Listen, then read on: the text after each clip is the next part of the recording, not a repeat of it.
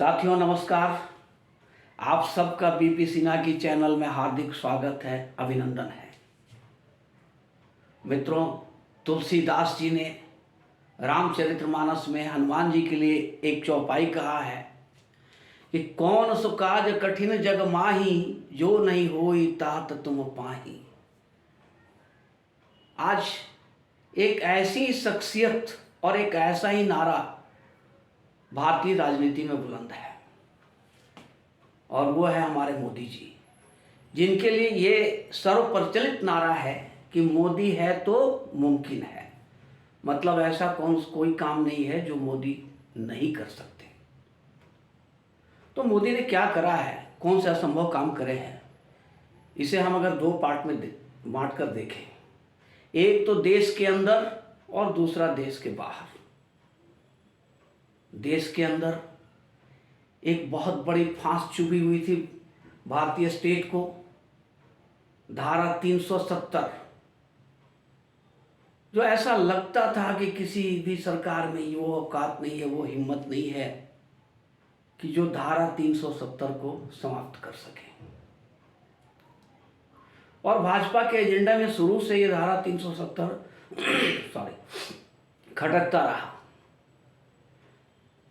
आज धारा 370 को खत्म कर दिया गया। ये कहा जा रहा था कि अगर धारा 370 हटा तो कश्मीर में तिरंगा को कंधा देने वाला कोई नहीं मिलेगा और खून की नदियां बह जाएगी। पर मित्रों, कहीं भी खून की एक कतरा भी नहीं गिरा और तिरंगा उठाने वाला नहीं मिलेगा। ये बात तो आप छोड़ ही दीजिए। जब मोदी जी ने ये लॉन्च किया घर घर तिरंगा, तो कश्मीर के हर घर में तिरंगा लहराया, जिसे देख करके विरोधियों की बोलती बंद हो गई। एक और मुद्दा था 3 तलाक। किसी भी मोदी के पूर्ववर्ती किसी सरकार में ये हिम्मत नहीं थी कि इसके साथ छेड़छाड़ करते हैं। ऐसे ही एक केस शाहबानू का आया था, जिसमें राजीव गांधी प्रधानमंत्री थे और एब्सोल्यूट मेजॉरिटी थी, 400 से ऊपर सीटें थी उनके पास में। बावजूद इसके उन्हें झुकना पड़ा, भारतीय संविधान में संशोधन करना पड़ा और शाहबानू को न्याय नहीं मिला। लेकिन ये मोदी है, 3 तलाक को भी अपने अंजाम तक पहुंचाया गया। मुस्लिम बहनों को बहुत राहत मिली। राम मंदिर की बात थी। विरोधी हमेशा ये कहते थे कि मंदिर वहीं बनाएंगे लेकिन तारीख नहीं बताएंगे। ये विरोधियों का कहना था। आज मंदिर भी बन रही है, तारीख भी बता दिया गया। सीएए देश में लागू करना, बहुत हंगामा, बहुत तूफान मचा, पर उस सीएए को भी लागू किया गया। सीएए का मतलब क्या था कि पाकिस्तान, बांग्लादेश, अफगानिस्तान से आने वाले कोई भी अल्पसंख्यक, हिंदू हो, सिख हो, ईसाई हो, बौद्ध हो, जैन हो, पारसी हो, उन सबको भारत में नागरिकता दी जाएगी। इसके लिए बहुत तूफान, बहुत हंगामा बर्पा किया गया, पर कुछ नहीं हुआ। ये सब लागू हुआ और आगे भी लागू होगा हर चीज। अभी है यूसीसी लागू करना, उसमें भी सरकार लगी हुई है, यूसीसी भी लागू किया जाएगा। देश के अंदर में मदरसों का सर्वे करना, मदरसों को लाइन पर लाना, ये किसी भी सरकार की हिम्मत नहीं थी कि किसी भी मदरसे को छू दे। ये मोदी है और ये योगी है जिसने मदरसों का अक्ल ठिकाने पर लगाना शुरू कर दिया है। और आने वाले कल में ये सब घुटने टेक देंगे। आज गुर्रा रहे हैं जरूर, लेकिन इस गुर्राहट की किसी को परवाह नहीं है। ये सब घुटने टेकेंगे और टेक देंगे। तो मित्रों, बड़े बड़े काम हुए देश के अंदर में भी।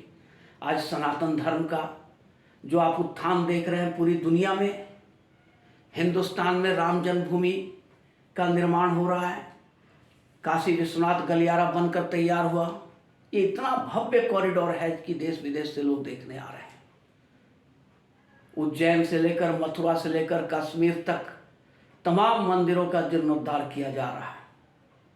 सनातन धर्म अपनी एक नई बुलंदी पर, नई ऊंचाई पर पहुंच रहा है।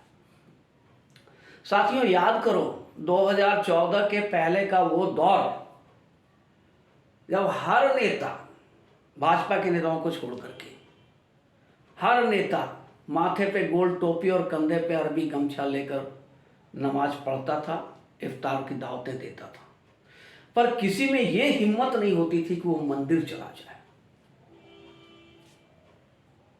ये बदलाव भी मोदी लाया कि आज अपने आप को हिंदू साबित करने के लिए जनेऊ, कोट के ऊपर जनेऊ धारण कर रहे हैं लोग, मंदिर मंदिर घूम रहे हैं, मंदिर मंदिर भटक रहे हैं। ये मुमकिन हुआ है तो मोदी के शासनकाल में और मोदी के धमक से। जहां तक विदेश नीति की बात है, मुझे वो वाकया याद आता है जब पाकिस्तान के प्रधानमंत्री नवाज शरीफ ने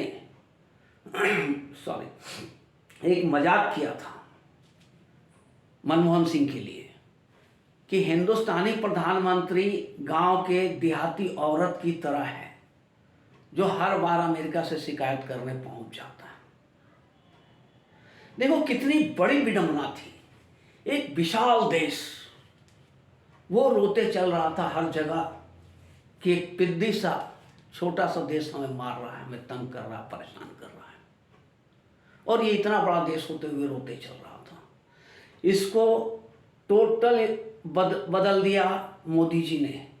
और वो बदलाव कैसे आया कि आज पाकिस्तान रोते चल रहा है दुनिया भर में, यूएनओ से लेकर, अमेरिका से लेकर के टर्की से लेते हुए चाइना तक। आज पाकिस्तान पूरी दुनिया में रोते चल रहा है कि हिंदुस्तान हमें तबाह कर रहा है, तंग कर रहा है। जो पाकिस्तान ने आतंकवाद को अपना एक हथियार बना रखा था, हिंदुस्तान के किसी भी कोने में जब मर्जी जब चाहे तब धमाका करवा देता था, सैकड़ों बेगुनाह लोग मर जाते थे। लेकिन मोदी जी ने जब इसका जवाब दिया सर्जिकल स्ट्राइक करके और एयर बालाकोट का एयर स्ट्राइक करके, पाकिस्तान के हौसले पस्त हो गए।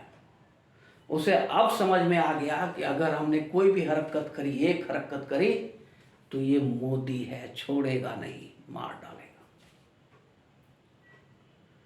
तो साथियों, रामचंद्र जी ने कहा था समुद्र के संबंध में कि भय भी न होए न प्रीति।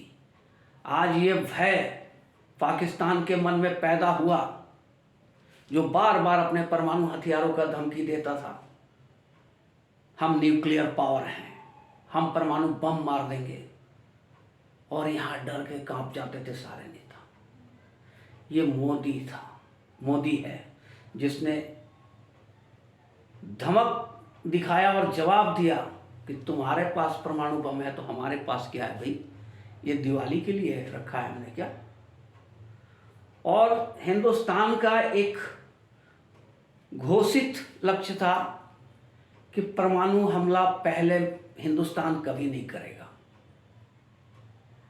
जब हमारे ऊपर होगा तब हम करेंगे हमला, परमाणु हमला करेंगे। इस नीति में भी बदलाव लाया गया।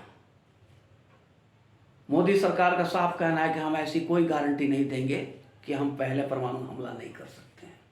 इससे दुश्मनों के मन में एक आतंक पैदा हुआ, एक भय पैदा हुआ। आज उनकी हिम्मत नहीं है कि भारत की तरफ मैली आंख उठाकर देखें। जो चाइना हर समय हिंदुस्तान को आंखें दिखाता था, हर समय हिंदुस्तान के बॉर्डर में घुस जाता था, भारतीय सैनिकों के साथ धक्का मुक्की करना, उन्हें बेइज्जत करना, परेशान करना, देखकर खून खौल जाता था जब वीडियो आते थे बॉर्डर से। तो चाइनीज सैनिकों का उद्दंडता और भारतीय सैनिकों के बंधे हाथ और उनकी मजबूरी साफ दिखाई पड़ती थी। इस स्थिति में आमूल चूल बदलाव किया मोदी ने।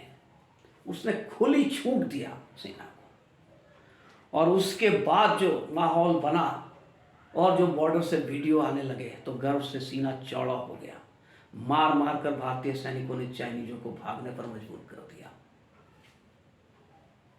विरोधी बहुत हंगामा करते हैं कि चाइना भारत में घुस आया है, घुस आया है, घुस आया है। ऐसा कुछ नहीं हुआ है।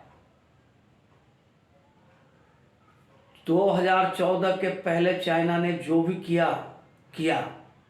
जब से मोदी आए तब से 1 इंच भी जमीन चाइना नहीं ले पाया। आज जो लोग बोलते हैं कि चाइना अंदर घुस के खड़ा है, वो अंदर नहीं घुसा है। एक होता है दो देशों के बीच में एक बफर जोन बनाया जाता है, नो मैंस लैंड। उस बफर जोन के उस तरफ इंडियन आर्मी और इस तरफ चाइनीज आर्मी रहते हैं। और बफर जोन का भी 2 हिस्सा होता है। अब मान लो 200 मीटर का है तो 100 मीटर इंडिया के बॉर्डर में, 100 मीटर चाइना के बॉर्डर में। अब चाइना क्या हुआ कि अपने सीमा के अंदर, अपने बॉर्डर के अंदर उस बफर जोन तक आ पहुंचा, खड़ा है। भारत की सीमा में 1 इंच भी नहीं घुस पाया। एक बार दुस्साहस करा चाइना ने, भारतीय सैनिकों को गलवान में घात लगाकर मारा। 20 सैनिक भारत के शहीद हुए। लेकिन ये मोदी का 56 इंच है। तुरंत बदला लिया गया और 50 से अधिक चाइनीज सैनिकों की कब्र बना दी गई ये गलवान में। उस समय से चाइना का हौसला पस्त और सारी दुनिया को ये नजर आने लगा कि हिंदुस्तान ही एक ऐसा कंट्री है जो चाइना का मुकाबला कर सकता है। मित्रों, इजराइल की बात करनी है। इजराइल हमारा सबसे पुराना मित्र है, हिंदुस्तान का सबसे पुराना दोस्त है और सबसे ज्यादा विश्वसनीय है। हर मुश्किल घड़ी में इजराइल ने हमारा साथ दिया है। हर समय इजराइल हमारे पीछे डट कर खड़ा रहा है। पर मोदी के पूर्ववर्ती सरकार, जो भी सरकारें थी, उनमें किसी में ये हिम्मत, ये मादा नहीं था कि खुल्लम खुल्ला इजराइल के साथ अपना राजनयिक संबंध स्थापित कर ले। नहीं कर पाते थे, क्योंकि उन्हें डर था कि जो देश के मुसलमान हैं वो वोट नहीं देंगे। तो मोदी ने यहीं पे कहा कि अरे भाई, अब ये देश के मुसलमान, सिख, ईसाई, हिंदू ये तय करेंगे विदेश नीति, ये क्या मतलब हुआ। अब मोदी अगर फ़लस्तीन जाते हैं तो सीधे फ़लस्तीन जाते हैं और इजराइल जाना है तो सीधे इजराइल जाते हैं। इजराइल के प्रधानमंत्री नेतान्याहू और मोदी का जोड़ा तो कुछ ऐसा लगता है देख करके, जब वो बीच पे टहलते हैं तो ऐसा लगता है कुंभ के मेले में बिछड़े हुए 2 भाई आपस में मिले। इतना मधुर संबंध बन गया। बहुत सारे ऐसे काम है मित्रों जिसे मोदी ने करा है, जो कोई नहीं कर सकता था वो मोदी ने किया। आज जितना मधुर संबंध अरब देशों से, मुस्लिम राष्ट्रों से हिंदुस्तान का है, ऐसा कभी नहीं हुआ भविष्य में। आज बड़े बड़े मुस्लिम देश अपने देश के राष्ट्रीय अवार्ड मोदी को दे रहे हैं। बड़े बड़े मुस्लिम देशों में भव्य मंदिरों का निर्माण किया जा रहा है। ये सब संभव हुआ है मोदी से ही, न इसके पहले न इसके बाद। तो मित्रों, बहुत काम तो बहुत सारे हैं। धीरे धीरे हम लोग बातें करते रहेंगे एक एक वीडियो में। फिलहाल वीडियो को ज़्यादा लंबा नहीं करते हैं, इजाज़त दीजिए।